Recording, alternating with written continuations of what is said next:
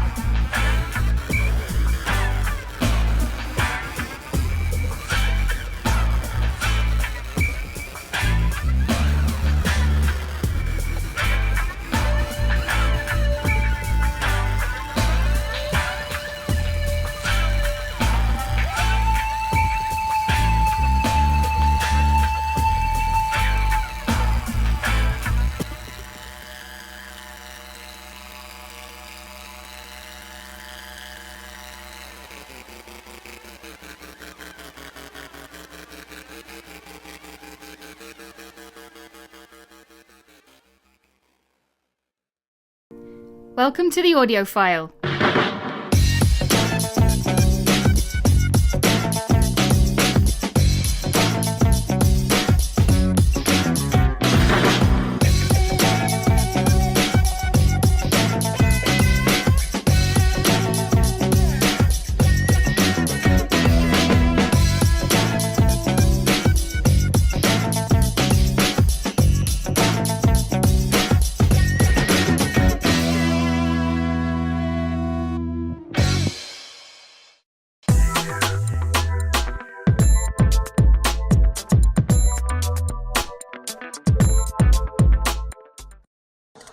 Hello, welcome to the channel. My name is Ian. Hi, and I'm Jenny. And we're here doing the Edinburgh Fringe. And this is the first preview night. There might be a bit of background noise, although I'm holding the microphone quite close. We're in a cubicle. Yes, we are. We've just come out of a show, and it was called... It was called A Noble Clown. So, do you want to read a little bit of blurb? Yeah, so I... Hold the mic. Sorry. So Duncan McRae, Scotland's greatest actor, star of the Citizens Theatre and champion of Scottish culture. This new play by Michael Daviott explores McRae's life through his greatest roles, from Jamie the Saxt to his signature Wee Cocksparrow, directed by Michael Nardone, or Nardone, because it looks Italian to me. Sorry, we are behind us. Is the kitchen? Is that the kitchen? And I think they're clearing up. Right. Okay. So anyway, Okay. Sorry. Yeah. We are at the Scottish Storytelling Centre, and it's our first show of this Fringe. year's Fringe. Yeah. So if you want to subscribe and all that sort of stuff, by all means do this. We're going to be doing lots of shows over the next couple of weeks. I think you liked it more than me. Okay. I thought his performance was superb. Yeah. But I really didn't engage with it that much. There was some sort of multimedia that was happening behind us, which I thought was actually quite clever. But then I suddenly realised that we were going to get every one of those sort of flyers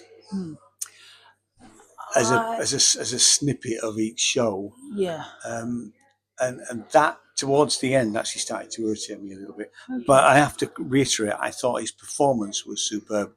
Didn't get all of it because I think some of it is very Scottish. Oh yeah, I mean, very. But that's the whole point. I think he's regarded as Scotland's greatest actor.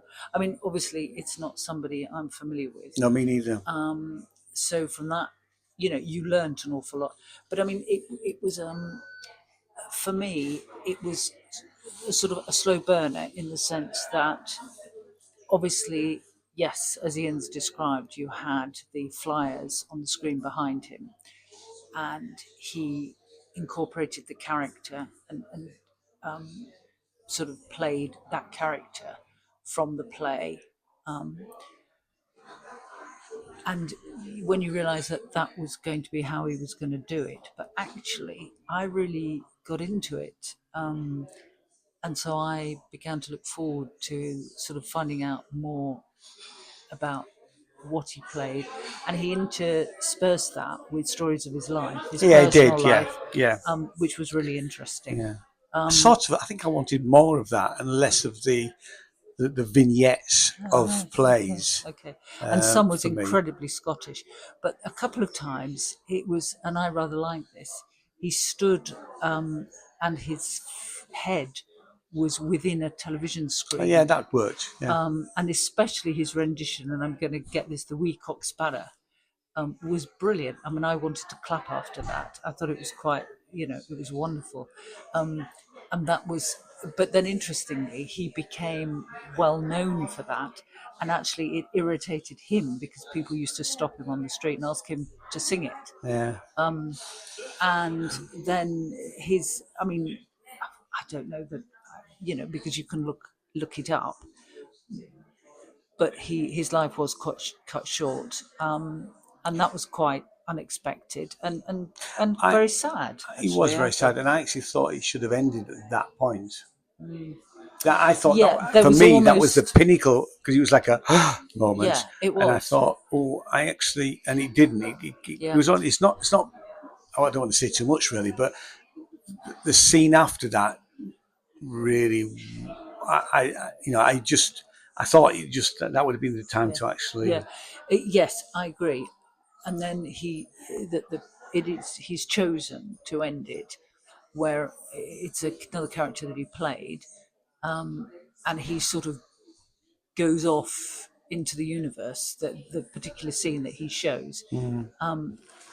And it's beautifully portrayed, that It particular is. scene. I'll give it. Yeah. You know, I love that. I'd have almost preferred that earlier. Yeah, right. But it was a nice way to finish.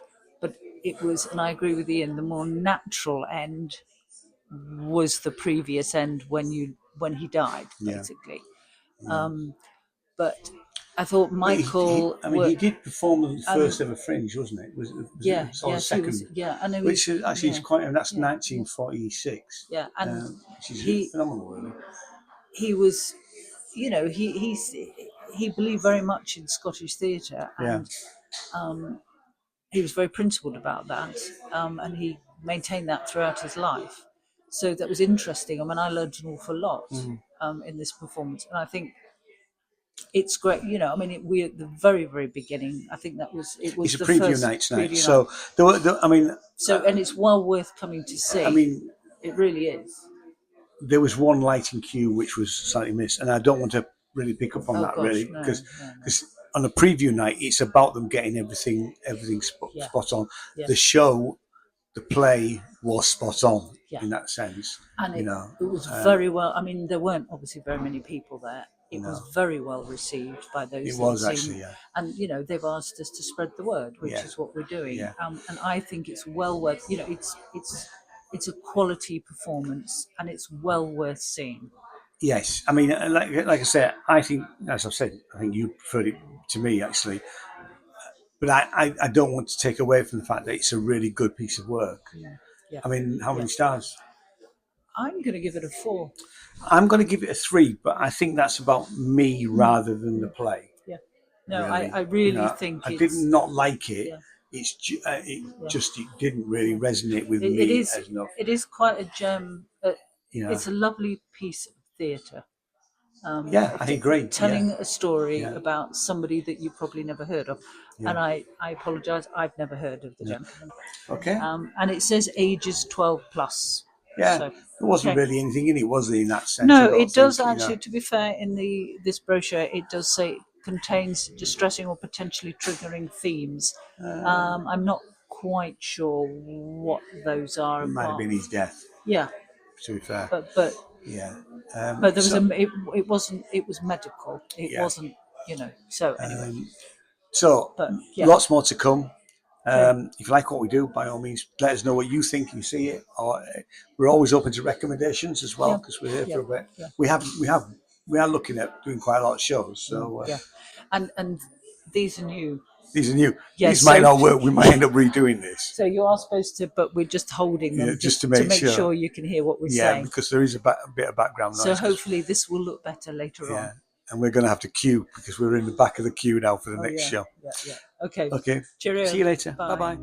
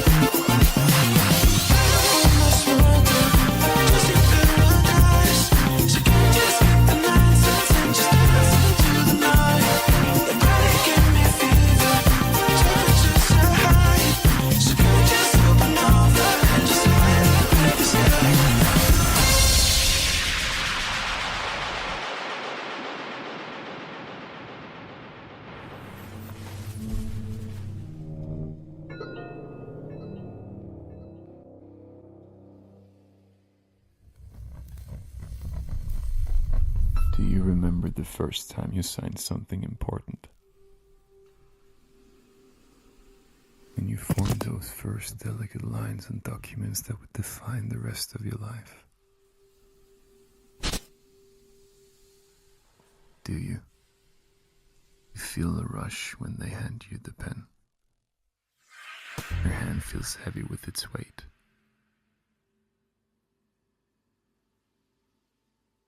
You hesitate for just a second before placing the moist tip onto the paper. Done. Deal. Listen to me. If the poor die, then the rich die too.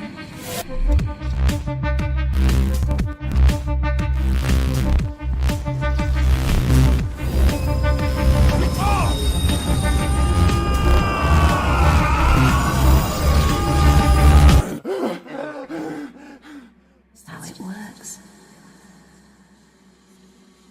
And when we fall,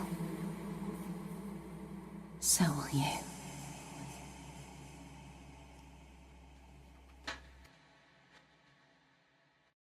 Do you want to read a little bit of blurb? So this is by the Theatre Catapult. Apologies for the pronunciation. Thriller, contemporary. Fringe first winner, 2023. Acting, visuals, and a binaural soundscape that sends chills down your spine, exploring greed and large-scale financial fraud. And then there's a quote: unexpectedly gripping, brilliantly inventive, and technically groundbreaking, an immersive masterpiece. Can I first talk about the immersive element of it? Because I thought we have it's a one man show, and he's inside what appears to be a glass box, and it is. It has what I didn't realise was it didn't have a roof, but it's the sides. And two sides, it becomes different things as visuals on two sides. I thought the staging of it was absolutely superb. So did I. And the opening sequence with the everybody has to wear headphones. And I have a slight criticism of headphones, which I'll come back to. And the way that the opening few minutes sounded was absolutely incredible. You know. Because I'm sure an awful lot of people won't have heard that sort of soundscape type thing with him moving things across the table, and I mean, that's all about how they've mic'd and how the effects that they've used on it. It's just brilliant. For me, I have experienced some things like that, but I've never experienced, like Ian said, that, because you were watching him do it physically, but it was like an amplification and something else, a sort of, they almost seemed to sort of slow down time. It was an incredible. So he was making noises, so you'd hear him breathing. Yeah. So we've got breathing noises. We've got noise. At one point, I thought he'd opened a packet of cigarettes. It was actually a packet of mints, and then he popped a mint in his mouth, and you heard literally every element of that. So I thought that was brilliant. I thought his performance was amazing. I have a slight problem with the story. Right, okay, well. I didn't feel as engaged with it as I should have done. I think my engagement, at first I was conscious that it was sort of a complicated financial fraud, which I know nothing about. Yeah, I knew nothing about it either. There is a sequence where he explains it, I think, extremely well. He does, actually, yeah. Using just a marker pen. And because it's glass, obviously, so he uses it like a blackboard. And that's incredibly effective, actually. Sorry if you're hearing background noise. We're in a quieter area, but there are other people down. Yeah, and actually we've got a window open onto a courtyard. Yeah, so apologies if you're hearing that. So actually that really helped. And then the narrative, I mean, he was being interrogated. And then when maybe they were discussing some sort of financial points, I because I didn't sort of really understand it, I sort of dropped out a bit. But because it's so visually stunning, And it really is. and the soundscape is just phenomenal, and I love that. Because I just was, you sort of have a visceral response to it, and the lighting was great. So I was engaged for 95% of the time. I really was.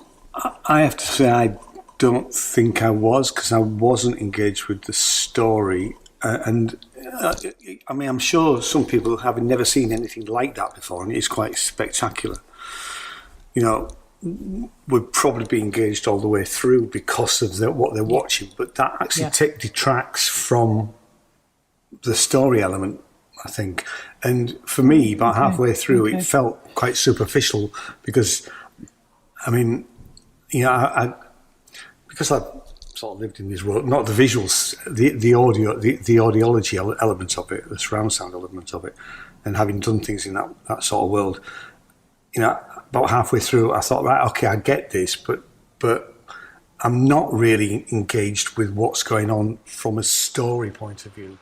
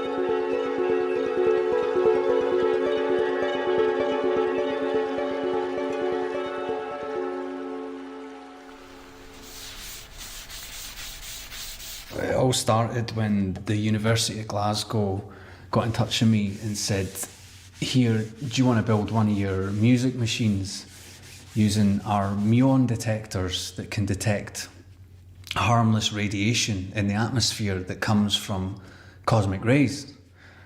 And I said, yeah, of course I do.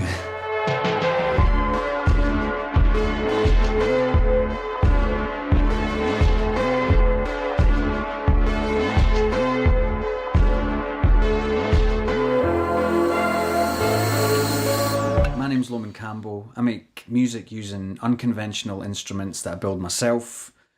I'm bringing a show called Muo to the Edinburgh Festival this year, which will be part audiovisual installation, part live performance, and at the heart of it are these muon detectors. So right now I'm in my studio and I'm building a music machine called the Muonophone, which I'll play live as part of the performance.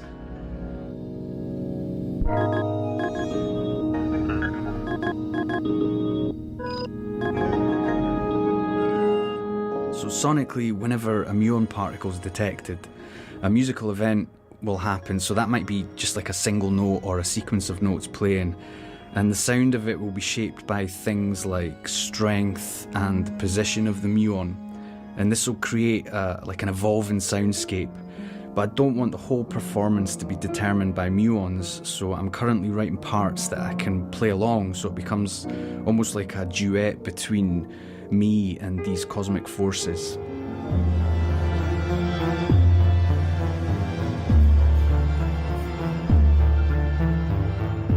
There's also a visual element to Muo, and I'm working on visuals that will react in real time to muon detections, and this will make up the installation and also be part of the live performance.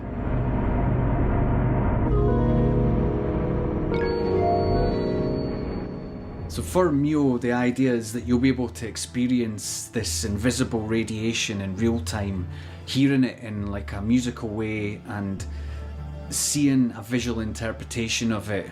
And all the while you can know that what's happening in front of you is being generated effectively from these massive nuclear events in deep space that are so huge that they're almost beyond comprehension.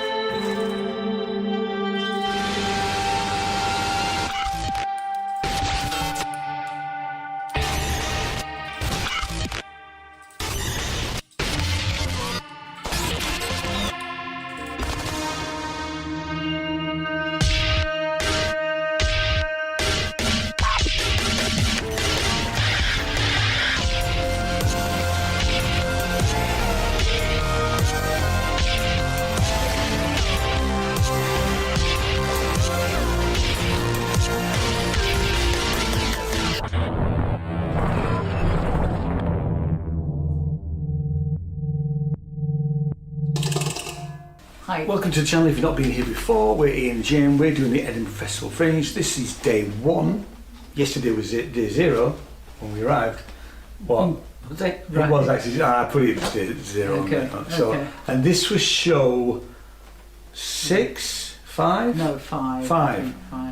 We've still got to see show 6. So I did the bookings and I fully accept that I should never have booked 6 shows in one day. But we have actually done each video pretty much straight after the show, haven't we? As much as possible. Actually. Otherwise, if you leave it to the end, we've got, you get mixed up. So this was my choice, and this was Muo live. So this was a 50-minute live concert. I mean, there was a bit of a discussion at the end because apparently these cosmic radiations, you know, if you've got your hand out, you've got them going through every few minutes, I think. So it's a radiation, but we're all. But it's benign. It's benign. Although somebody in the audience behind us was saying it's not if you go higher up, but I mean, that was a bit. Yeah, because there were obviously some professors. There was a couple of academics in there. So at the Muniform we had a grand piano, and I did think the grand piano didn't sound great. It didn't sound like a grand piano was meant to sound to me. Well, I thought it came out as, it sounded sort of electronic.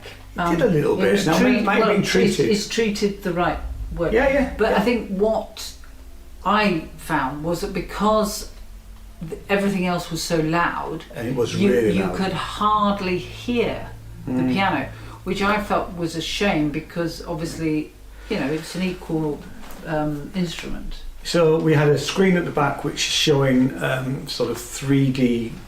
You might say elementary 3D graphics, really. But they were interesting, and they were connected to the. I was going to say they were linked. They were linked, yeah. Because when there were some flashing lights on the front of the thing that for the audience to see, and not all the time, but some of the time they would change with the visuals that we're seeing on the screen. Lowen said he couldn't really interact with this, what was going on the screen, so he didn't really even get to see that because he was in front of it.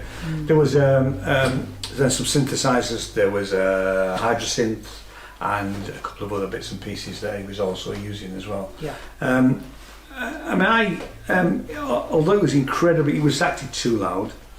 I did have earplugs in, but I thoroughly enjoyed the music, you know. And there will be an album at some point in the future because I had a quick word with him about that, and he's going to be putting an album out. They're going to. He was toying with the idea of maybe recording one of the 9 shows, which would be great. I think he should. And he should, and I would be definitely up for buying an album when it comes out. You know, I thought it was really, really good. You know. I mean, it's quite a nice room, that, isn't it? We've been in that room before. Yeah, it was actually at the French Institute. Yeah. So, which was rather nice. So there was an introduction in English and then in French. French, yeah. And then he said he didn't want to say much, but he was being filmed for Glasgow University, so he did give a little bit of an introduction. Was it Glasgow or is it? That's what he said. It was Glasgow. Yeah, right. You know. Okay. I thought it's definitely worth seeing. I think I would agree. I mean, I am not a musician, but I have been to, over the years, gigs, quite a few. I mean, I don't know how many now. Electronic music nights, some short, some long. Yeah. So it was. I really enjoyed. You know, considering this was one of the longer ones, and not a 10-minute or a 15-minute piece. I enjoyed it. I found a lot of it ambient. I was fascinated by the machine. And I have to say it was refreshing because we went to something recently in London where somebody was doing a live performance. Apparently. And basically they just were hunched over a laptop. And it was very disappointing. Videos on the channel if you really want to find out more about that. So no. But all I'm saying is that's not, and even I've experienced that on another occasion. So it, you know, so there is more to reproducing electronic music than just sitting with a laptop. You can do it live, and Lowen demonstrated that. He did, yeah. Very, very well, and I enjoyed seeing him work, you know, and be creative. Yeah, and he described it as a duet. So he is interacting. So we've got we've got a generative machine that's creating all sorts of, which he can interact with, and then he will play with other instruments around that, which. It's the sort of thing that I love, to be fair. I've been trying with, you know, I'd love to play with it, I'll be honest with you. I'd love to have a go with it and make some music, because I thought it was, you know.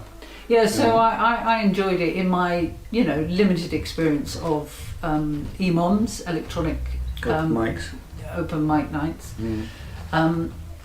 Yeah, no, and again, it's, you come for something about the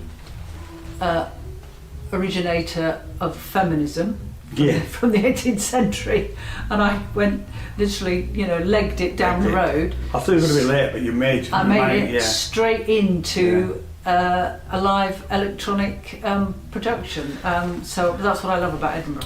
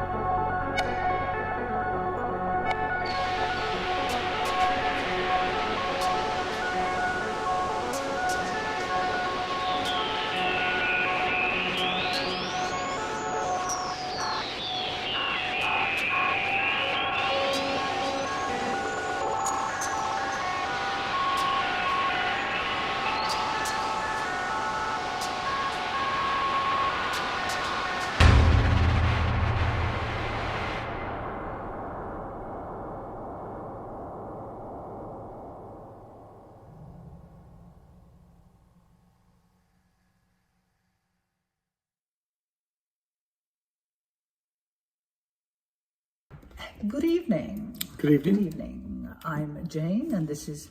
Ian. I thought you were going to say it for me, it's fine. No. And this is day... 3. 3, but day 2 of the official... Yeah, because we came on day 0. Yeah, really. I don't know whether we... Anyway, that's what it this is. is the Edinburgh Fringe. And we're at the Edinburgh Fringe. Yay. Yeah. Well, there's lots of videos linked down below. We're doing lots of reviews. We've seen, this is our 10th show or something like that we've seen, I think. We're getting into double figures almost. Probably. Yeah. Show 3 for me, 2 for Ian, Yeah. was The Real Housewives of the Zombie Apocalypse. Now, as Not changed choice. viewers will be well aware, I don't do zombies. But I had, while Ian was doing something, I did go to another show, but then there was a bit of a gap, and we went out to eat. And then there was this show. I had a ticket, and I thought, well, I'm not going to go to anything else, so why not? Well, it was a very good choice to go. You almost didn't go, yeah. I exactly. almost did. Well, I just said that. Sorry, yes, you I did. just said that. Yeah. Anyway, it was great fun. It was lively. It was a musical. What's not to like? It was over the top. Do you want to just read the bit of blurb? Sorry, yeah. I'm getting ahead of myself. Yeah, sorry. yeah. I've been given responsibility of this, and I'm getting it wrong. Yeah. No, you're not getting it wrong. There's no such thing as getting it wrong. So, by the Clyde Built Theatre Company, new writing satire. The dead have risen, but that won't stop our 7 housewives from hashing out their drama in the most high body count reunion episode yet. Original musical from Clyde Built, following a 5-star reviewed Vote Macbeth from 2 years ago.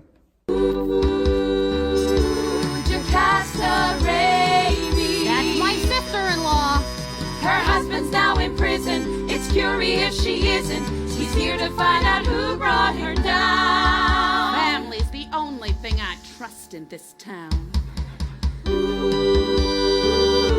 Cassandra Kirkman. Why's she next? We hate her. She runs a church. It's not a cult. But look at the results. The clothes. And to a wig she can't afford. These hands are for healing, but with legs like these, I kick ass for the Lord.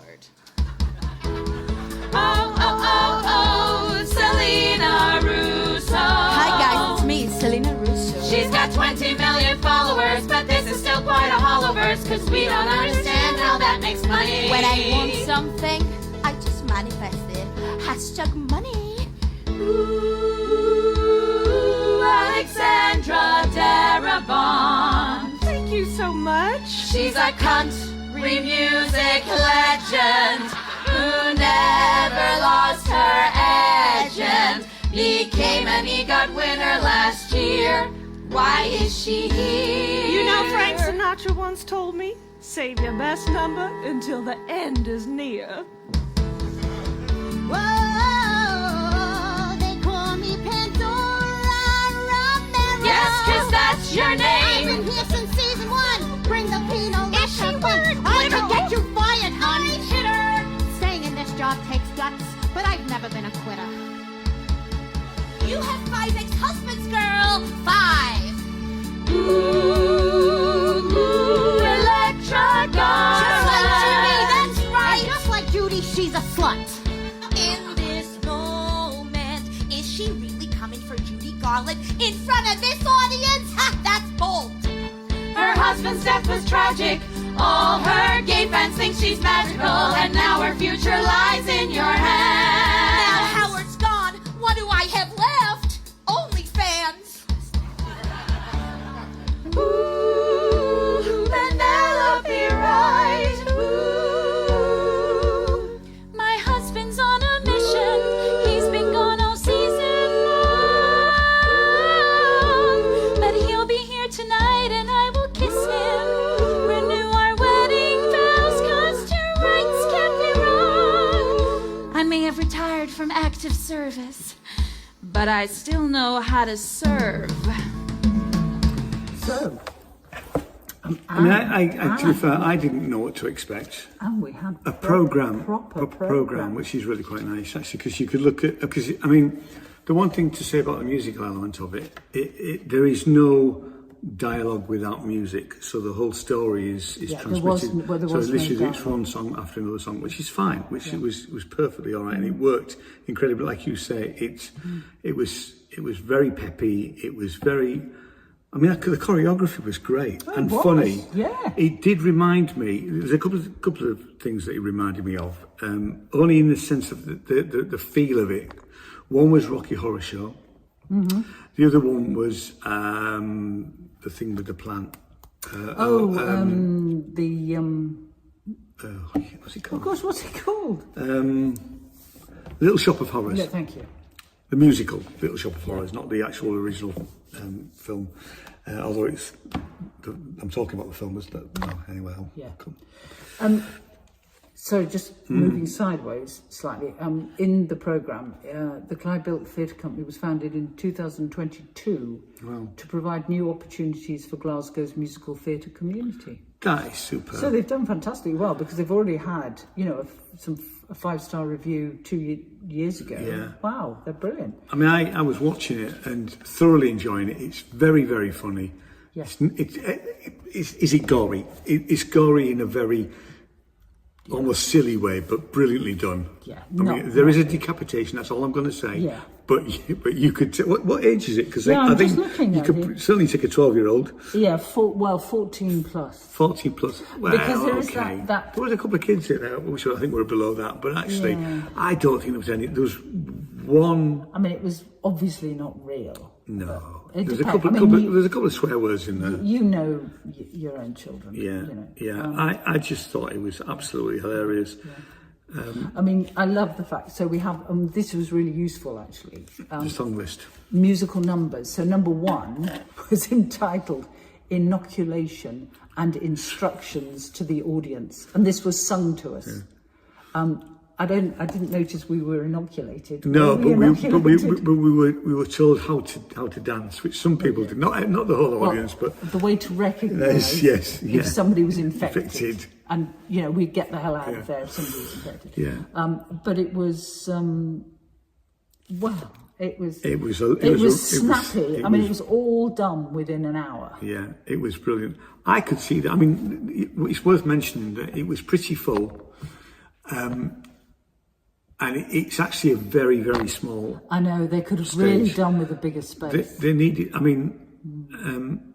they could have done with a bigger space. And I can see it in a big theatre with, I could actually see it really taking off. And and getting more money behind it, because I could see this in somewhere really, really good with it, even a live band, because it was everybody was singing. And it is worth mentioning, just from a technical point of view, everybody had a little microphone, which really, it was a preview night as well. So they said at the end about any technical issues. There wasn't really any. There was just odd little bits where the mic didn't come up loud enough for somebody who was going to be taking the solo. That they'll sort out by tomorrow, definitely. Yeah. I just thought it was hilarious and brilliant. I thoroughly enjoyed it. Yeah. And in all of that, like Ian's always mentioned the choreography, but there was a proper story. Was, yeah. You could follow the narrative. Yeah, you could. Each of the women, the housewives, had their own character, which was brought out very well. And they didn't, even though it was, as it says, it was a satire, it was played for laughs. But it wasn't done in an overt way. No. They didn't they weren't silly with it. They took it seriously, and we enjoyed it because they'd done it properly. And it was great fun. It's worth mentioning the quality of the songs, actually, because this is the first time we've heard these songs. Yeah. And yes, they are musical theatre type songs, which I have to say normally I don't really like that much. But I thought the quality of the songwriting, I think you might probably say in there who the composer is. Yeah, so we ought to give them, in fact we're going to give them... Because actually, I mean, the whole team, everybody involved in it was I thought, fantastic. So, Oh, that's interesting, actually. does it not say? No, it does. Right. So, and this is important, yeah. So, production credits. So, created, written, and directed by John Paul Liddell, who was in the production, and Hugh Moore. They both featured in it here. So, Hugh Moore and the John who played Campbell Bruce. So they both. Yeah. It was their creation. Composed and orchestrated by John Paul Liddell. Wow. And then it's sound and tech and social media and marketing. But wow, talented chap. Yeah. And he could dance. Yeah, he could dance. Well, when I say that, he could move. He could move. Yeah. He did. He kept trying to bite people as well, didn't he? Actually, just while you got it there, it is worth pointing out that there's a little thing. This might be reversed. It is reversed, actually. The zombie infection is a direct risk to life. Know the signs and see them and run, which I thought was great, really. So the whole thing, I mean, it was brilliant. And that is a wonderful picture. Yeah. So even if you're not into zombies, it was great fun. I enjoyed it. Yeah. Do you see? So you need to trust me sometimes. I wish all zombie stuff was like that. Then I'd watch it all the time. Yeah, it was superb. How many stars? Difficult one. You know what I want to say? Say what you like. Say what you need to say. I'm going to say a very strong 4. I'm going to say also it's a really good 4. It's a really go watch it. It's great. It's very good fun. They definitely deserve to be on a bigger stage. Bless them. And as I said, as I think it was John who said at the end, they literally have got 5 minutes to get out of there at the end. So the cast, he's quickly talking to us. They're taking away chairs. They're taking away the set that they've used, which is very, very minimal set. Actually, the use of the minimal set really works because they duck behind chairs and things like that. But I mean, bearing in mind that they were dancing and everything. I mean, they adapted their choreography into. I'm sure they were. Well, I don't know, but I'm sure they were expecting a bigger spectacle. And this is not a small cast. You've got 5, 6, 7, 8, 9, 10. Cast of 10 on stage. And there were 10 of them on stage at times. Yeah. Absolutely brilliant. Fantastic. So, very enjoyable. Very enjoyable. Go see it. Sorry, not sorry, it's not my fault. You're obsessed with the best in this lyrical assault. A machine gun that runs tons of puns that stuns nuns and steals your sons. Bitch, it's my default. But I'm just a little girl. What damage can I do? Give me a fucking mic, bitch. I'll put holes in you till you're see-through, begging for mercy and lessons to give me 30 seconds and I'll show you some. My verbal dexterity is not a magic trick. I might be a comedian, but this is not a bit. I'm sick with it, you'll stick with it, bitch, as I demolish your brains with quick quips and quicker wit. This was my choice, and it was Amelia Hamilton, Forget Me Not. So I don't quite know how I picked up on this, actually. I think I just went through the programme and thought, that sounds interesting.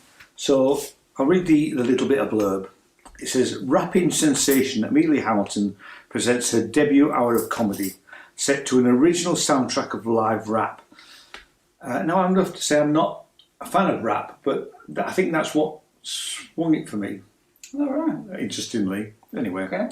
Hamilton brings her character blend of wit, charm and musical talent in this high-energy stand-up hour with a proper gag in every line. Apparently that's from the chortle. Well, I've got a chortle. She hilariously delves into the relatable rap battles with her own intrusive thoughts. Campaigns for women in STEM. So that's science, technology, engineering and maths. Or math, if you're American, and questions how not to be forgotten. Hello! I think that there are 2 types of men. I avoid both.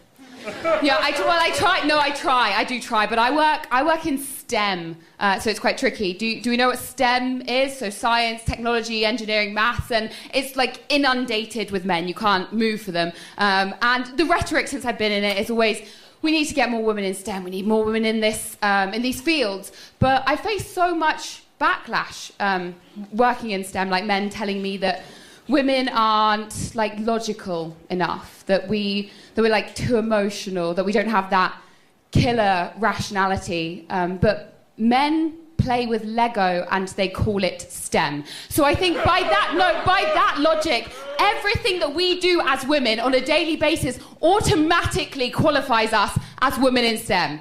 STEM just needs a rebrand.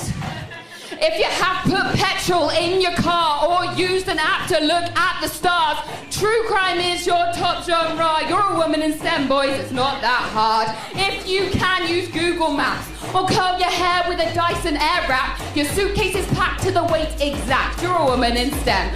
Girls, relax. Use Splitwise to split the bill. That's tech and maths. Don't stop until you steady the table with a folded napkin. Engineering, bitches, STEM is happening. Overnight oats, I'm a woman in STEM. Edit a photo, I'm a woman in STEM. Stalk your ex on Insta, woman in STEM. Find us new work, we're just women in STEM. Steal from his bank, I'm a woman in STEM. Make and frax, I'm a woman in STEM. Send it to his house, I'm a woman in STEM. It's not illegal, we're just women in STEM. I'm a feminine, eminent woman in STEM. My adrenaline is eminent, here we go again. It's not a crime, it's feminism. My periodic element, we're women in STEM. Paint your nails and wear perfume. We've been stemming it up since we left the womb. Stem cells, our cells are now in full bloom. Girl mapping our way to the fucking moon. Pay in advance, then it's free. Wear it twice, means it's free. Use cash to pay, then it's free. Sell something online, now the money is free. Use crypto, then it's free. Buy on the dark web, definitely free. Pay human organs, totally free. The anthrax got a mother, can't catch me. Flirt with the police, I'm a woman in STEM. Get arrested, I'm a woman in STEM. Can't find evidence, I'm a woman in STEM. Acid leaves no fingerprints. I'm an innocent little woman in STEM. So I kill again, cause I'm a woman in STEM. And we kill the man, cause we're just women in STEM. It's not criminal, we're just women in STEM. Thank you very much, good night. What did you think? Well, I was pleasantly surprised. I know you weren't necessarily looking forward to it because no, it I wasn't, absolutely because rap is not something, I listen to, unsurprisingly.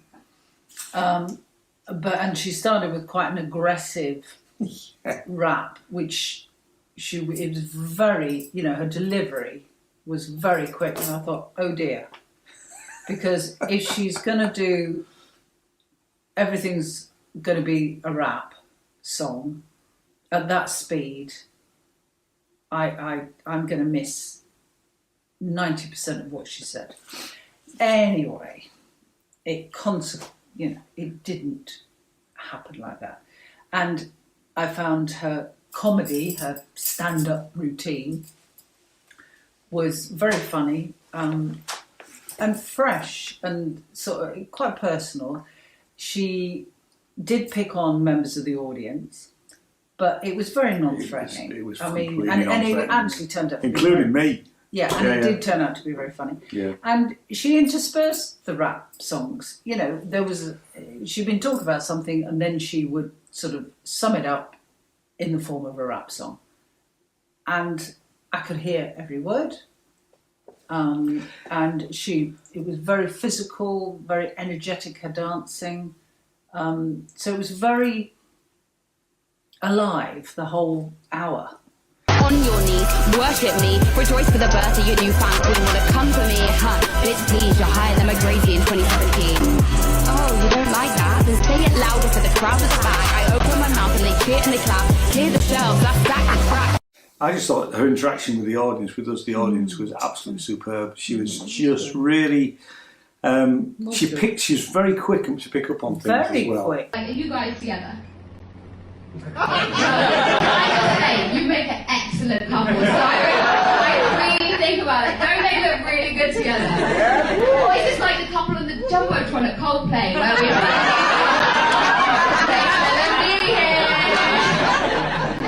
Get back to your CEO position. Did you see the statement he put out?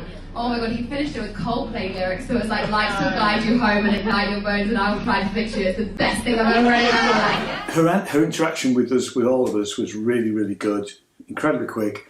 And I just thought she was absolutely brilliant. I mean, She was very good. You know, very entertaining. She was really, really. I mean, I thought she was absolutely fantastic. You know, I mean, like I say, rap's not my thing, but I thought the songs were great. You know, and I think you know, even though, you know, like I say, we're not necessarily the right demographic, but actually, I think anybody would enjoy this. Really. Yeah, I mean, anybody that goes to stand up, you know, just because this has got rap music in it, you'd still find it very entertaining as a stand-up routine. I think the fact that she's doing the rap thing is a unique selling point. I quite agree with you. You know, the fact that it's not just like if you like your normal sort of stand-up show. No, but you wouldn't, you know. But if you just wanted stand-up comedy, you could still go to this quite happily. Funny. Yeah, no, it was brilliant. Actually, I thought it was really, really good. I would definitely go see her again. Yeah, I mean, yeah. I think I liked it more than you. I mean, I enjoyed it. Yeah. But, I don't know if I would go again. Oh, right, okay. So if next year she comes back and I want to go, you say you wouldn't? I probably would come back. Right, okay, there we go. Okay. How many stars? Well, I'm going to go for a very strong 3. Oh, I find that quite... See, I find that quite disappointing because I think she's a real 5. Wow. Yeah, I thought she was brilliant. If you compare to what we saw as a late night comedy show last night, she and the fact that it was just her and a microphone, there was so much more about her show. Okay, no, I'm not. And we gave that 4. Okay. So I think I was thinking about it all the way through, and I thought, I thought it was brilliant.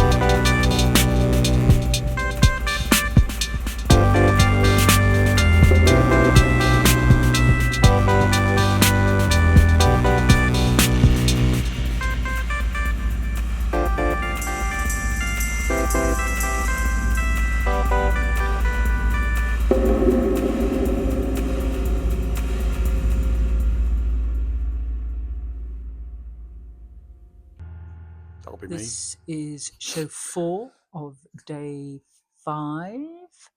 And this was... At the Edinburgh Fringe. Sorry, at the Edinburgh Fringe on YouTube. Yay! Yay! So this was called Fragile Creatures, and this is music. And this was Hannah Rose Platt, singing songs from her new album, along with her new hubby. Yeah, we met Hannah and Freddie at the Space showcase. They weren't. They were just in the garden. They were garden the having drinks and things. Yep. They didn't stay for They weren't on the actual the showcase acts, but and we just got talking to them. Yeah. You know, and actually they're not a million miles away from us. They're in Bristol, which is only an hour away from where we live in Frome. And actually, we are going to try and meet up after this madness of this month of madness is all over. They're a lovely couple. And we just got talking to them, and I said, well, we'll try and come and see their show. The thing about this show is it's slightly different to most of the other shows. So it's not, I mean, Anna said this at the beginning, it's not theatre, it's them performing songs from her latest album, which for me was quite an interesting thing, really. I want, but linked with that is the stories. Because it's all based... read the blurb bit, because I'll read it out. So, interestingly, it's in the music section, but it says storytelling historical. Which it sort of is. Which there are reasons for that. Yeah. But embark on an exhilarating journey through time where science, superstition and myth collide. From Parisian hysteria to the glowing Radium Girls, Platt reveals gripping stories of women's rebellion, resilience, and their relentless fight for bodily autonomy and equality. I mean, I felt the stories that she told. I mean, some of them, one or two of them, we sort of heard of. We'd heard of Madeleine Laundries and things like that. I think we've seen a film on that. But actually, some of the stories we hadn't heard of. No. And they were absolutely fascinating. And she's clearly done quite a lot of research into this. I thought the music was great because not all the songs, they're sort of slightly in the folky element, but there was a couple in there that were more sort of slightly electronic and a bit more up-tempo. So it covers a few genres, I would say. Well, you can talk about that more than I can. Yeah, and I've listened to the whole album, and I like the whole album. It's great. It's really, really good. Yeah, so she was playing electric guitar and Freddie was playing bass. So, there wasn't acoustic, it was all electric. And then obviously, and Hannah sang. And she interspersed it because she, the whole album is about basically women's health and how women have been perceived over the centuries. And, the songs highlight those issues. You can go on her website and we'll link it down below. But Hannah tells those stories during the performance. So, and they're fascinating. Is that the word? Anyway, it's horrific and fascinating. Especially the story of Anne Green. I won't incredible. Say any more. I didn't know that story about that. Yeah, but so there's a serious side to it, and this is all original music, which is brilliant. It's lovely to go and listen to. Yeah, it's refreshing. 45 minutes of original music. Yeah, which is good music as well. Yeah. So how many stars? What are you going to give? I'm going to go for 4. Yeah. We'll both go for 4. It's a good 4. It's definitely worth seeing. Slightly different to any of the other sort of music shows that you'll see here, in a very, very positive way, really. And I like the fact that you've got the music to listen to, but you also there's stuff to learn. It is really interesting. You can buy the album vinyl and CD and the compact case. Yes, yeah. So there's a little bit of merch you can buy to help support them, which is brilliant, really. Yeah, okay, that's great.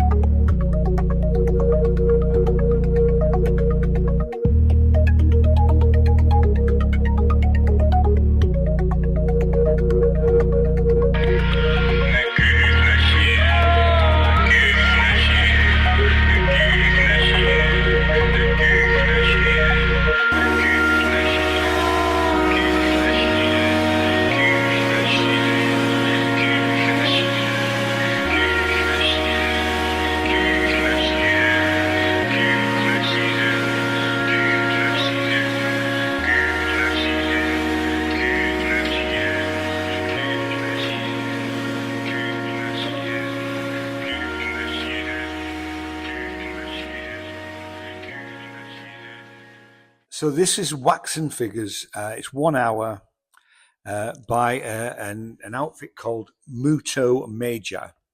And it says, Wax and Figures is an immersive audiovisual experience, a supernatural fever dream where live contemporary dance, Gaelic singing, and cutting-edge technology collide.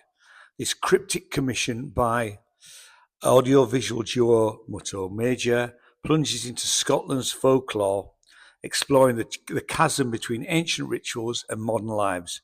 Clay, wax, and the human form intertwine, summoning the myths and the mystical. And then there's a little bit more about it.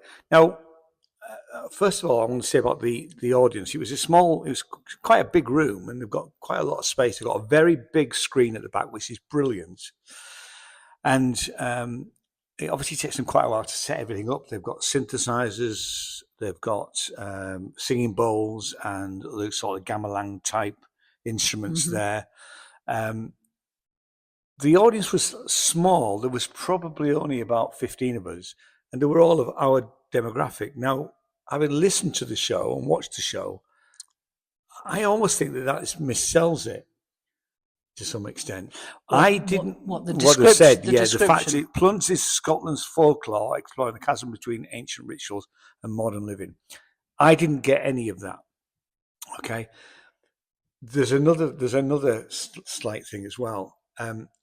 Two Scottish gentlemen turned up, spent the first 25 minutes on their phone, showing their phone to each other, which I'm sorry to say is really rude, and then left before the end.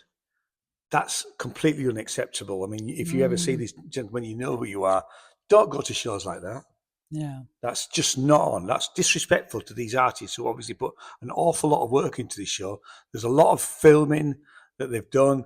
There's a lot of, like I say, multimedia elements. They've got different cameras at different places around the room. It's really quite a big thing.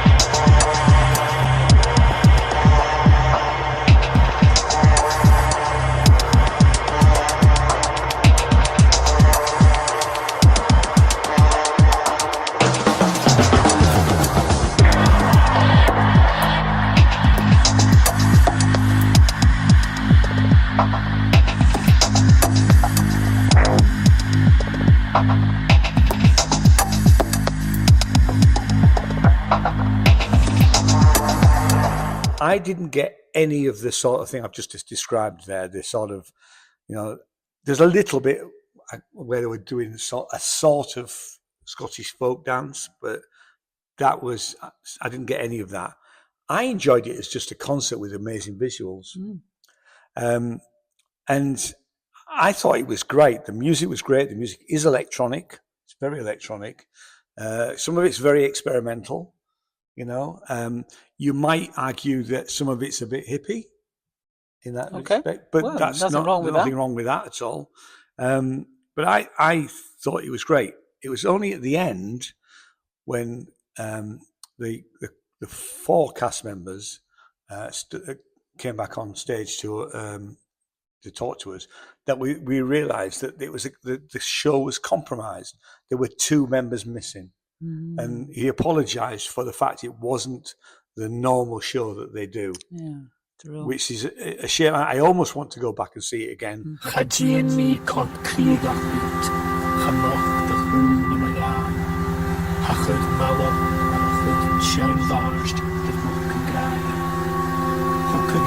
Tugak van uur, en kulug na duur bok. Gemillig is bunyan boer, shillings duur from hop. Some lights at the tower clean, she can ye me macht on fine. Cause a post can ye me shageen, and a kimes vliegen kan rauw. Gemauwig me dier in bouw, gevat show, mag marie ie. Geef me that you can be all the above, put the snow, the vie.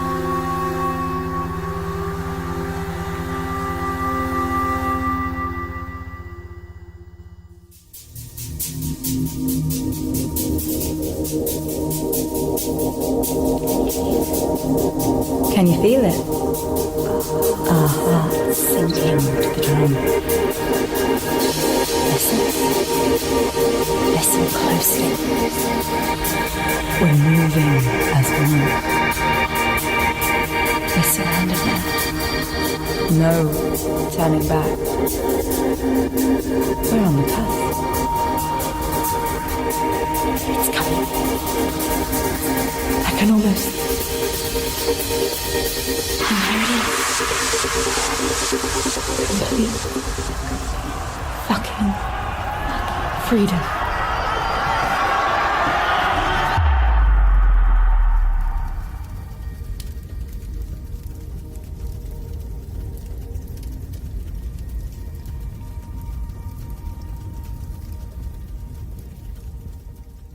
Hello, I'm Mimi, and welcome to my show Youth in Flames. This is an audio introduction for our blind and visually impaired audience members. Youth in Flames is a solo coming-of-age drama set in Hong Kong during the 2019 protests. We follow Millie, a British expat as she searches for her sense of belonging in a city that struggles to hold on to its own identity. So let me tell you a bit about me. I'll be playing the role of Millie, a young white woman with long wavy red hair and freckles all over my face. I am wearing a black miniskirt and a red long-sleeve top. I have lots of energy and sometimes have a bit of an attitude. I walk around the stage, taking in the world around me, and when the music starts playing, I dance around whilst the lights change to different rainbow colours. This show will usually be performed in a rectangular space, 4 metres wide and 3 metres deep, with the audience sitting end on. There are exits to the left and right, and at the back, but I remain on stage for the entirety of the show. The staging is minimal and bare, with different lighting states and sound cues to help us imagine the different scenes and settings, like a school classroom, my teenage bedroom, a Hong Kong taxi, a minibus, a crowded drinks bar, a sweaty club venue, or a Hong Kong protest turned into chaotic riot. There are 2 lights vertically placed at the top left and right-hand corners of the stage. They are sometimes used to show different moments that happen in the world around me. Like when a police car goes past, the lights flash blue and white. Or when I am entering the club and the lights change to a rainbow setting to mimic a rave. Sometimes, when the protest gets chaotic and out of control, the lights change to strobe and quickly flash white light to symbolise an explosion going off or a bus going up in flames. There will be a separate audio that comes on throughout the show, which sounds like a news radio station coming on. When this happens, the stage goes dark, apart from the 2 lights in each corner that start flickering red, mimicking the static nature of the radio being heard. In terms of props, there is a black box centre stage. It stays there throughout the show. I don't use any other props. I change into one other costume in this show. It goes over the costume I am already wearing at the start. At the start, in case you forgot, I am wearing a black miniskirt with a red long-sleeve top. But when I am getting ready for school, I put on my white school shirt with a red dragon logo on the breast pocket. I also have a red and black striped tie that I loosely wear around my neck. The shirt and tie are placed behind the box at the start of the show. This outfit only changes when I go to school. Otherwise, I remain in my red long-sleeve top. There were many people who helped in creating this show. I, Mimi Martin, am the writer, performer and creator of Youth in Flames. The director and co-producer is Jessica Wiley. The dramaturg is Paula Kramer. The sound designer, Guy Martin. And the lighting designer, Kira Moss. And we have just been to, well, we've lost count. We're about 30 shows down so far. Well, no, I meant today. Oh, today. So this is day 8.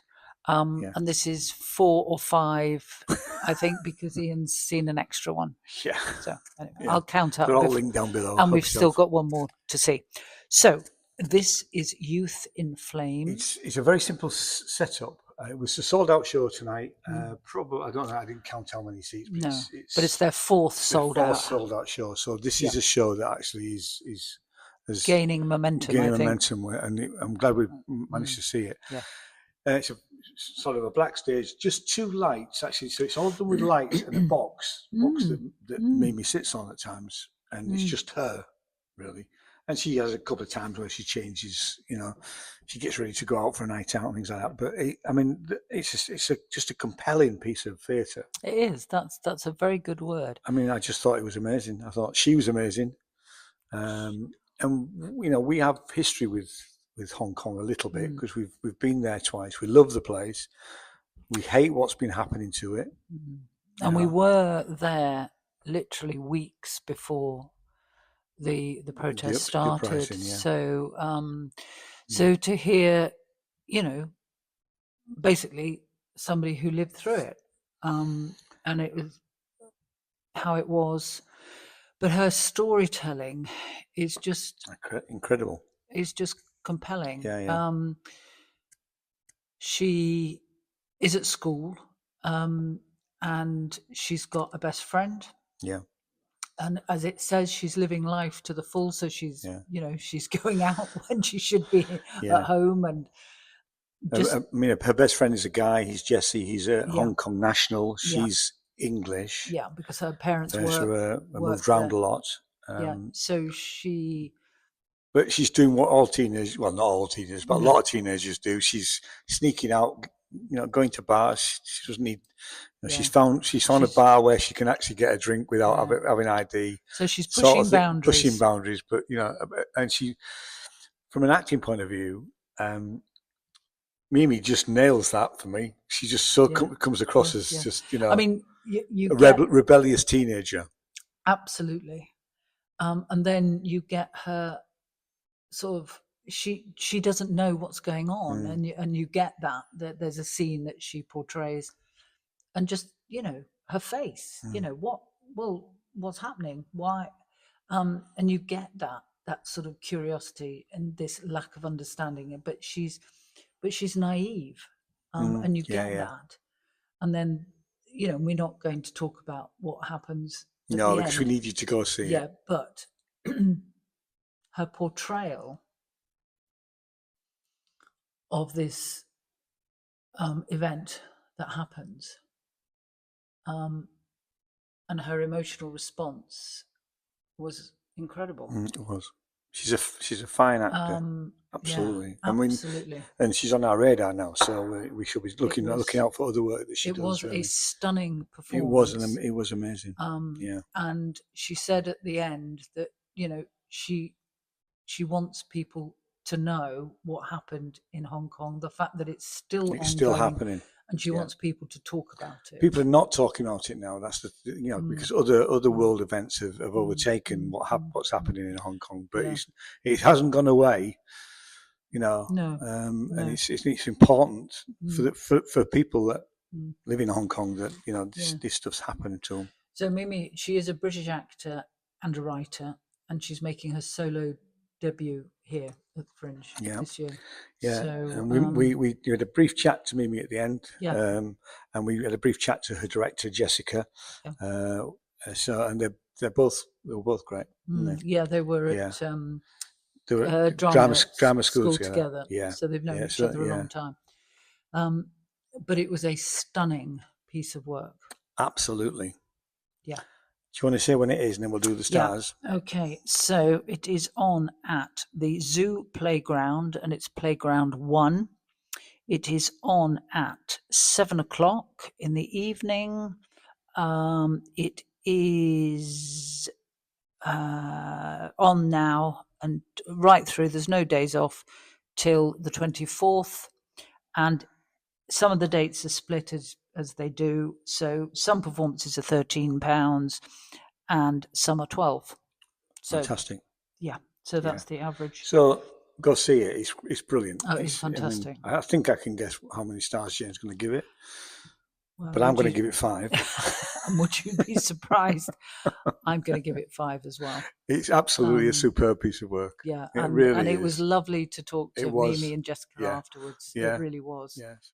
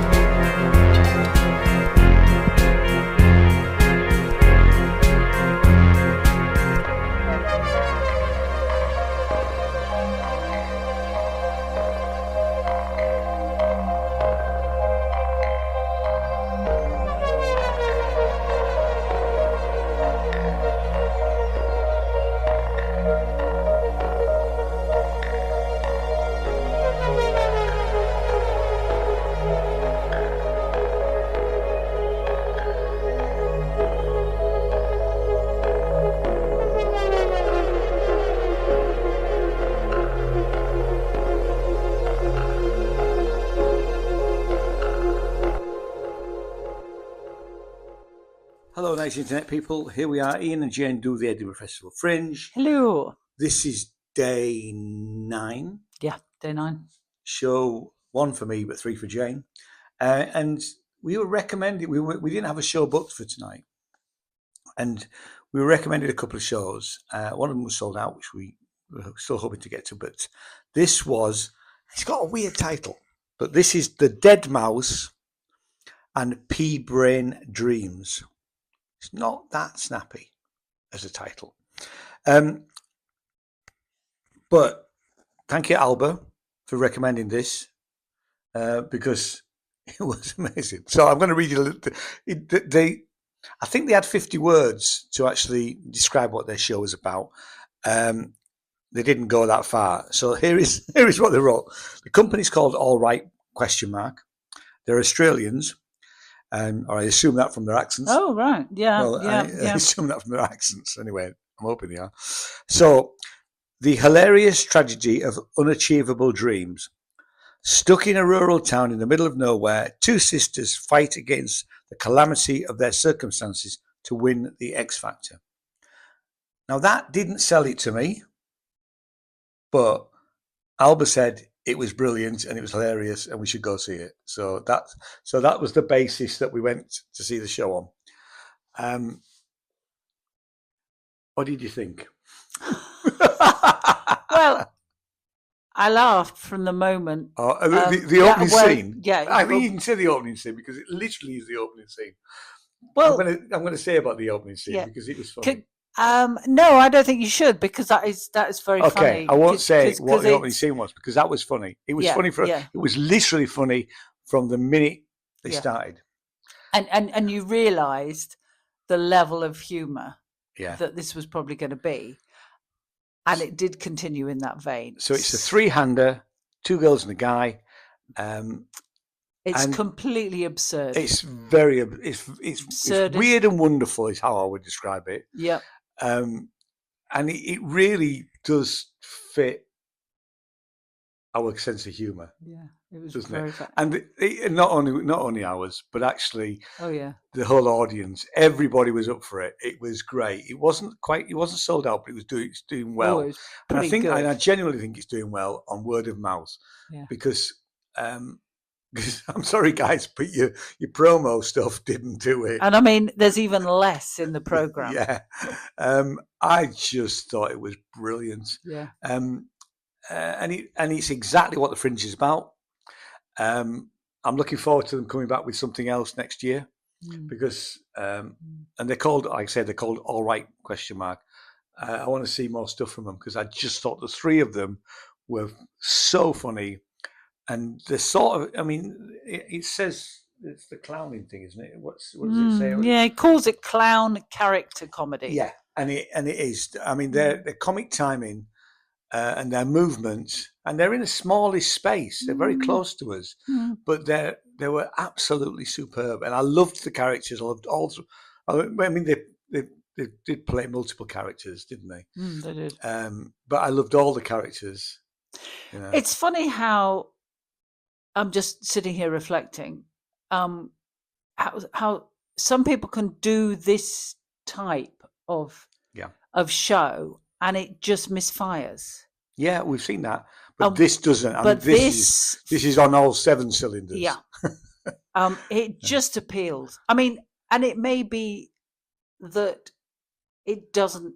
I mean, because we all have different sense of humour. Yeah, but this, I mean, it appealed to us. Absolutely. And I think all the audience, I mean, you really, I mean, there were belly laughs. There were belly laughs. I mean, actually, I don't know the actor's name, any of them, but one of the girls she almost corpsed a couple of times. Oh, she did. And there was a lovely bit where she handed something to a member of the audience and they started talking.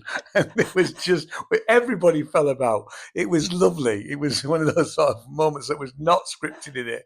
And there was, like I said, there was a couple of times she was desperately trying to keep a straight face. Yeah. But honestly, it is, you've got to go see it. Yeah. There is a narrative of sorts. Of sorts, yeah. Yeah. And I know we don't want to say too much about the story because no, it would spoil it, and it just It's just brilliant. It really is. Yeah, And I'm no, really so glad very, we've seen very it. And enjoyable. like I said, we booked it we literally booked it an hour before going to see it through the press office.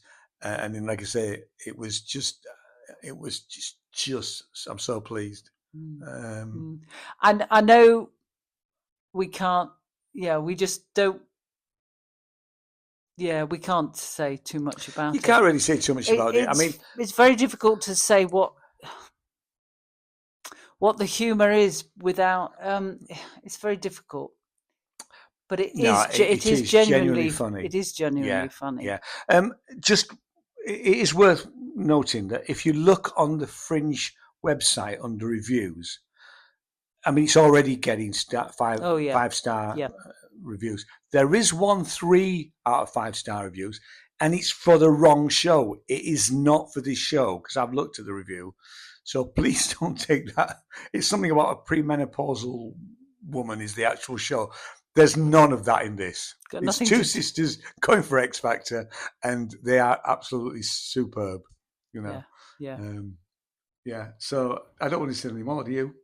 No, I would like to say a great use of teeth. Oh, the teeth. Yeah, some of the characters. I'm just going to say great use of teeth. Great use of teeth. Gold. I mean, not gold. It was sparkly. It was sparkly. Yeah, diamond teeth. A great use of diamond teeth.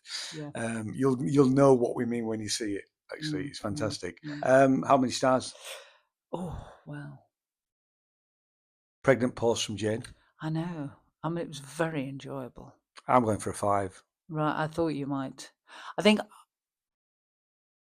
I would probably go for a high 4. Okay, but not a 5. It doesn't matter because it's a 5-star review. Exactly. Yeah, one of us. Yeah. I can't convince you to go for a 5. It was very funny. Yeah, go on. It was. If you think about, if I'm going for a high 4, let's go for a 5. I mean, we would discuss this. If you think about what we've seen, that's a 5-star shows, right? I think it really fits that demographic of all the other 5-star shows that we've seen. Yeah, it's very. Yeah, it's different. It is different. It's very different, but that's what the Fringe is about. Anyway. But yeah, no. In terms of enjoyment, it is a 5. Yeah.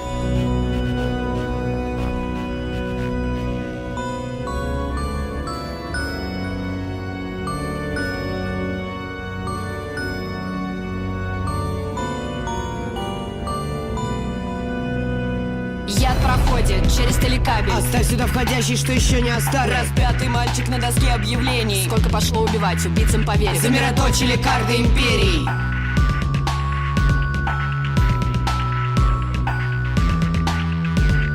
Ценность жизни переоценена. Женщина больше рожать должна.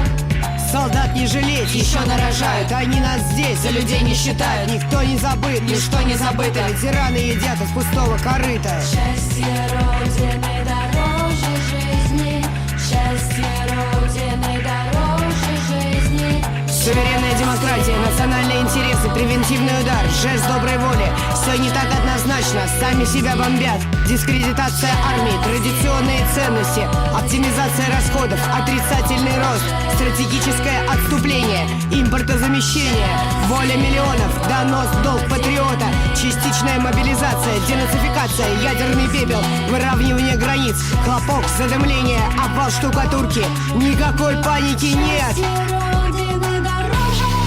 Мы вас не простим и растопчем останки. Сгорит красиво башня Останкина.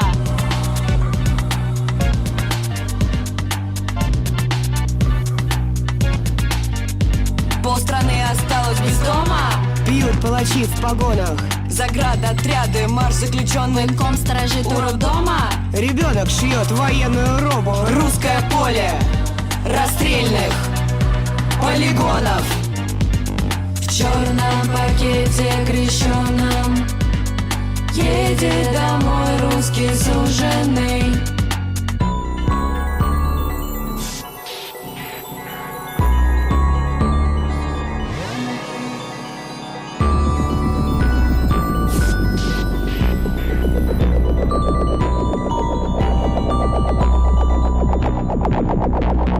Жизнь подведенным, канусу проводом, повестка Водка в автобусе, проводы. Мама вяжет бронежилет от холода. Сестра сидит за антивоенные слоганы. Замещение импортом мертвыми мышами. Замещение мужчин даренными баранами. Замещение мозгов. Россия сегодня. Зима уходит, приходит преисподня. Женщины, дети истошно кричат. Чекисты пьют чай, наблюдая закат. Никто не услышит твою мольбу. Росгвардия стреляет прямо в толпу. Нет выражения, перегруппировка. Не груз 200, а переупаковка. Братские могилы вырыты по ГОСТу. Просим прощения за неудобства. Просим прощения за неполадки. Война — это праздник, и все в порядке.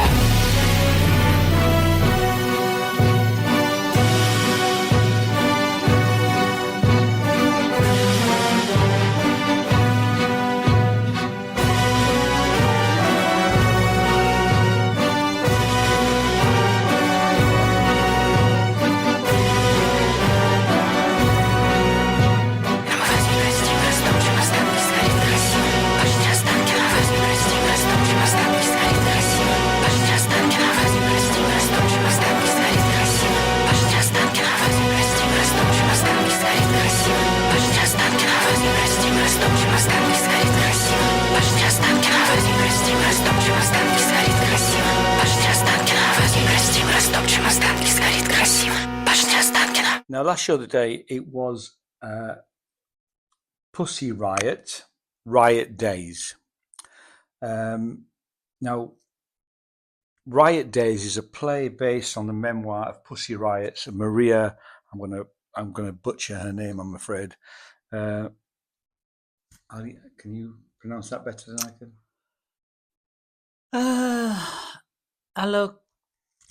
Alokaina. Apologies.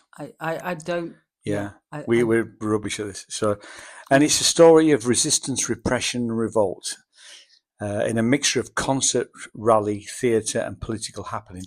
Does it say anything different in the actual Fringe? Because that's off their website. That's why. I just it says it's theatre, true life. Pussy Riot need little introduction. The Russian protest art collective have one of the most important voices of the last 10 years, whose lyrical themes include feminism, LGBT rights, and opposition to Vladimir Putin. So it's quite an important thing to see, really. Yeah. Now, they're known as a punk band. Okay. But I think that their music has changed over the years. I think originally they may well have been a punk band, but I don't think it was right. It was quite industrial and punky at times, but it wasn't out and out punk tonight, was it? Well, in my limited underlined experience of punk, it was still loud. It had a hell of a beat. It was loud. It was good. Actually, I really enjoyed the music. I'm not saying that, yeah, I am not the person to define punk. But if you say it wasn't really punk, I think it's more industrial music than punk. Yeah. There was a bit of electronica in there as well. And a bit of flute, real flute, one of the great flutes. Yeah, and they had a hell of a drummer. He was great, actually, yeah. I mean, I never saw the kit that he was using. I did, because I stood on that chair. It's worth mentioning the venue. It was actually at Summer Hall in the dissection room, which is an L-shaped room. And although it would accommodate up to 150, there was probably about 80 of us there, I would have thought, They changed the time. It was originally scheduled from 9:30 to 10:30 tonight. It was changed yesterday till 10 till 11, and it actually didn't start until nearly 11:30. We don't know the reason why. 10:30. 10:30, sorry, yes. Well, I talk about 11:30. Yeah, so it was at least nearly half an hour late starting. And by that time, we were all queuing up the stairs and down the hall and all over Summer Hall. Well, yeah. But anyway, that's... So, what did you think of it? I want your opinion first, and then I'll tell you what I thought of it. I mean, I wasn't sure I was going to like it. I wasn't sure that I was going to find it just too noisy and not really be engaged and all of that. But actually, it was... I'm very pleased I went, or the fact that I stayed. Yeah. Because the whole time they were performing on stage, they had a screen, and that showed bits of film and lots of text. Sadly, some of the text was too quick to read, but some of it you could read. Some of it resonated, certainly. Yeah. And you could follow the thread, and it was about incidents. I mean, like they had all the footage when they got arrested in the church. Yeah. And they went through the prison. I found it was incredibly engaging reading all of the text, because it was I think the lyrics that they were singing. Yeah. Do you think this is where I have a problem with it, really? I think it's really. I mean, they're singing in Russian, obviously, and they are projecting all of their lyrics as they sing them, but they're too quick to read most of the time. And what I needed was them to do. I needed something like a different color. When they're not, there's music going all the time, but they're not singing the lyrics all the time. They're telling us things. They're telling us stories. They're telling us, they're relaying some of what Maria and the others have gone through, and that bit isn't in song. That bit is just with the music backing. So it was a mix. So you have the lyrics going quite quickly at the top, but then there were images below with the odd sort of title. Yeah, and what really needed to happen is that we needed the lyrics. We needed to know when we had lyrics and when we had, and it needed to slow down. I mean, I quite understand why the lyrics, because they're singing. It's almost like a rap to some extent. So the lyrics are going very quickly, and it's important that the lyrics are there. But it's almost like you want the lyrics to stay there long enough so that you can read through them. Because what you and I sort of just went with the flow. It was, I did want to read all the lyrics, and you couldn't. But you were trying to catch the lyrics, but you were also trying to watch the video below, and it was very difficult to do both at the same time. So you could sort of look at the images and work out what was going on, but you also wanted to read the lyrics as well. I realised watching, when I've come away at the end, realising how brave they were. Yeah. And I think it was quite a special thing to be at, actually, and see them. I completely agree with you. It is quite special. I think there's a missed opportunity here to some extent, because the messages that they are telling us are so important that because of everything textually was going so quickly, whether it be the lyrics are important, but they're less important than the messages that they're trying to tell us in between the songs. Yeah. And that's why I needed a different color. I needed to slow down at those points, and it didn't. It was so quick that you were missing. I was missing lines all the time, and that I found that frustrating, because I almost need a lyric. I need a lyric sheet. It might be on the website, to be fair, and I also need to know what they were saying, because it was important. It was really important. We were stood at the back. I don't think it made any difference where you stood. No. I've taken some photographs which I'll include, because it's in a concert setting, and in effect it is a concert, although it's telling. Yeah, I mean it's standing. It's standing. One or two of us managed to get stools, and I sat on a windowsill at the back. The other thing was, they did, and I'm not sure if they just decided to do it, or they thought people were hot, but they had bottles of water which they were emptying, throwing out. They were throwing the water and then throwing the empty bottles into the crowd. So the first few rows would have been pretty wet, because they threw an awful lot of water. Yeah. And I think it's because it was it's been a hot day today. It was hot there tonight, and I think that's But there was a gentleman that came out who had, quite a heavy Russian accent. So you had to sort of tune into what he was saying, but he was sort of introducing them and saying what they've been involved in. I would have liked to have heard a bit more about what because I missed some of it because I did too. We were just, we both had earplugs in, and I realised that when I took the earplugs out, I could hear him slightly better, but it was difficult to hear some of what he was saying. But yeah, I'm very pleased that I've seen them now, and I do respect, what they stand for and what they went through, and they are still protesting. They're still going through it. They're still protesting. I don't know whether we were talking earlier. We don't know whether they can go back to Russia. No, it was probably quite dangerous for them to go back to Russia because they are so vehemently anti-Putin and the regime. And the takeaway message from them right at the end, because they didn't. There's no encore. They just did they did the show, and then they came out and talked to us, didn't they, for a few minutes, which was lovely actually.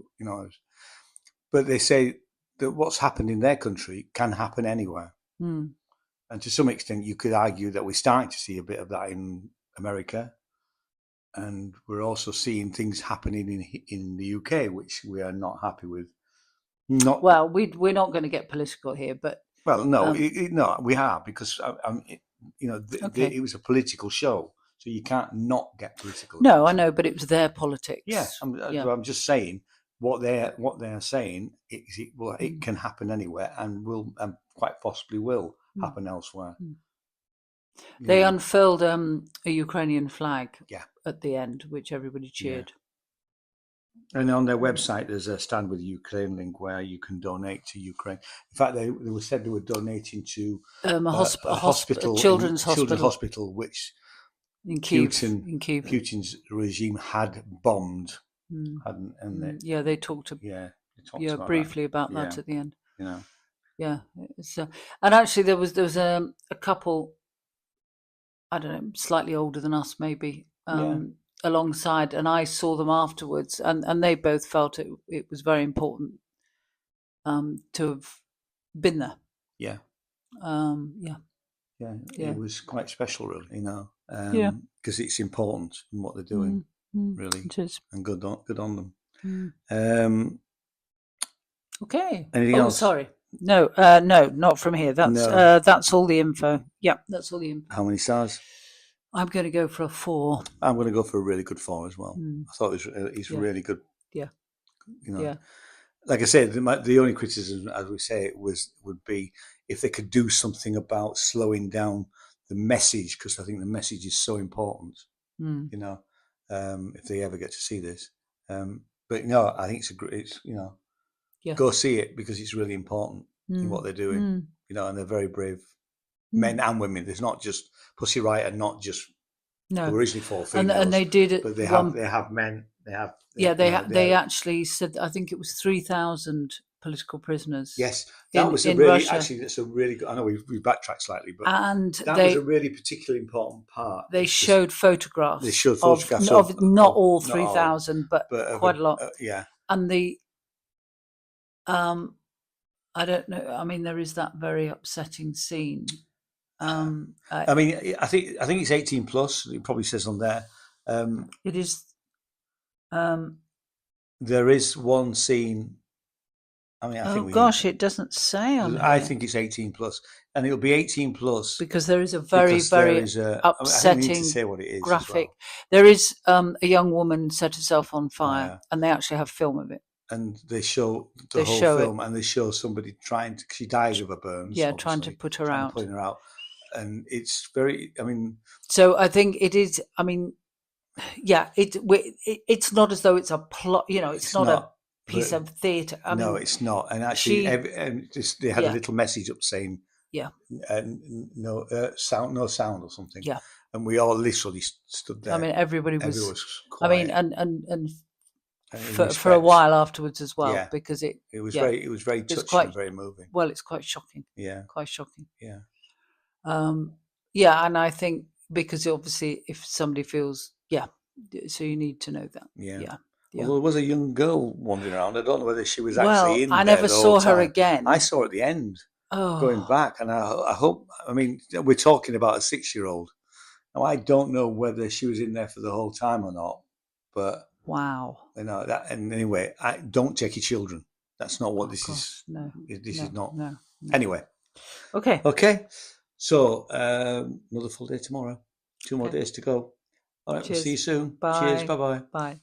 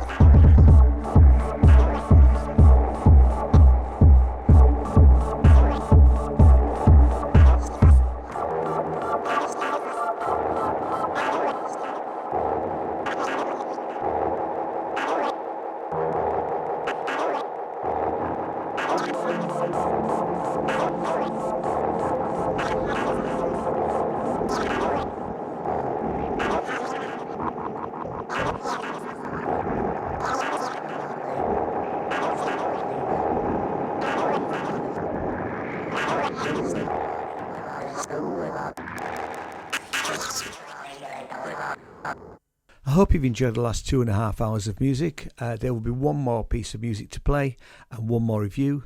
That will be Aud the Deep Minded, which was a brilliant show, and we gave it 5 stars. So you'll hear the review as well. So thanks so much for listening, and we'll see you all next month. Cheers now. Bye-bye.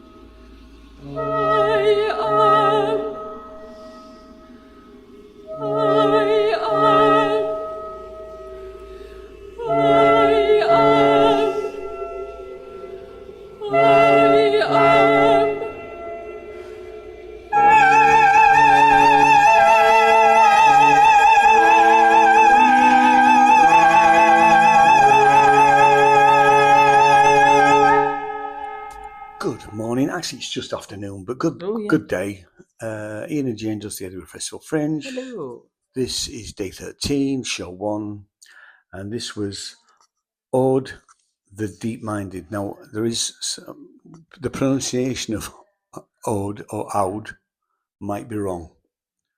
Because apparently it can be, it's different in Norwegian, English, and Celtic. Celtic, and something else. Yeah. Shall I start with the fringe bit? Yes. So, a groundbreaking musical drama by Scottish New Music Award shortlisted Joanna Nicholson combines projections, voice, electronic soundscapes, clarinet and horn. Psychological time travel draws us into the inner world of Ode the Deep-Minded, a real-life Christian Viking and conflicted yet brilliant leader in 9th century Scotland. Inspired by fragments of unreliable documented history and reframed in the present, we explore Ode's transformatory journey from oppressed to oppressor to liberator.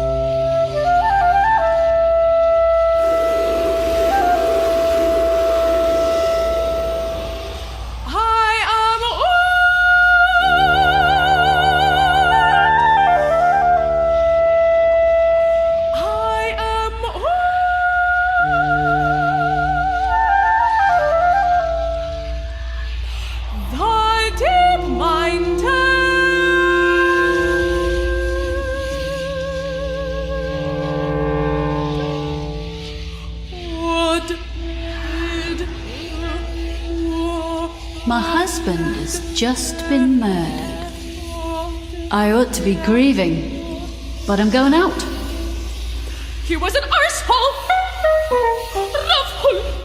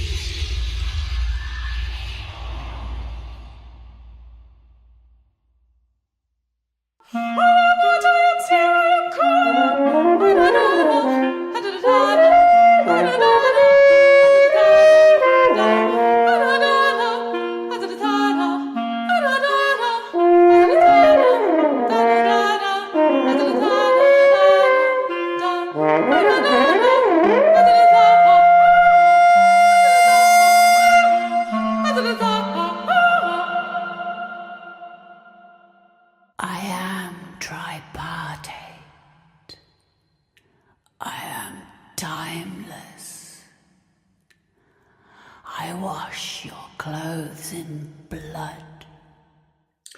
Soprano Cleona Cassidy, horn by Andy Saunders, clarinet by Joanna Nicholson, and electronics by Alistair MacDonald, and then projection art by Kirsty Anderson. And it's part of the this Made in Scotland showcase. Sorry if you can hear noise behind us. It's it's a normal working day for the university. So,